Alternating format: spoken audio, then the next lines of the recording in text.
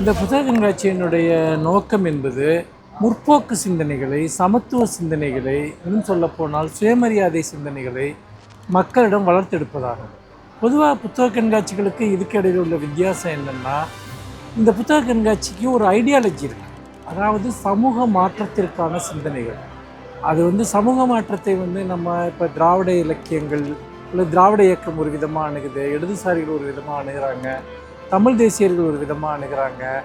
இப்படி பலவிதமான போக்குகள் இருந்தாலும் கூட இதனுடைய அடிப்படையான நோக்கம் என்பது தனிமனித சுதந்திரம், அதே போல் இன விடுதலை, மொழி விடுதலை, அதே போல் வர்க்க விடுதலை என்பது இதனுடைய அடிப்படையான ஒரு நோக்கம்.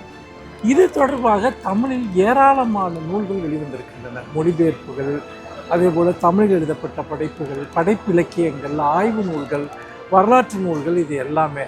இப்போ உதாரணமாக அரசியல் பயில விரும்பும் ஒரு மாணவருக்கு அல்லது ஒரு ஆய்வாளருக்கு இந்த நூல்களை சிதறி கிடக்கிறது பரவலாக.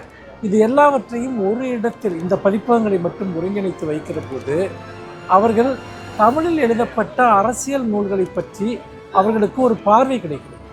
இத்தனை விதமான அரசியல் பார்வைகள், அரசியல் நூல்கள் எழுதப்பட்டிருக்கின்றன என்பது அரசியல் நூல்களை தேடி வாங்கக்கூடியவர்களுக்கு அல்லது சமூக மாற்றத்திற்கான நூல்களை தேடி வாங்கக்கூடியவர்களுக்கு இந்த கண்காட்சி தமிழில் இது தொடர்பாக எழுதப்பட்ட நூல்களை பற்றிய ஒரு மிகப்பெரிய விழிப்புணர்ச்சியை, வழிகாட்டுதலை அளிக்கிறது. அந்த வகையில் இந்த கண்காட்சி மிகவும் முக்கியமானது, தனித்துவமானது என்று நான் நினைக்கிறேன்.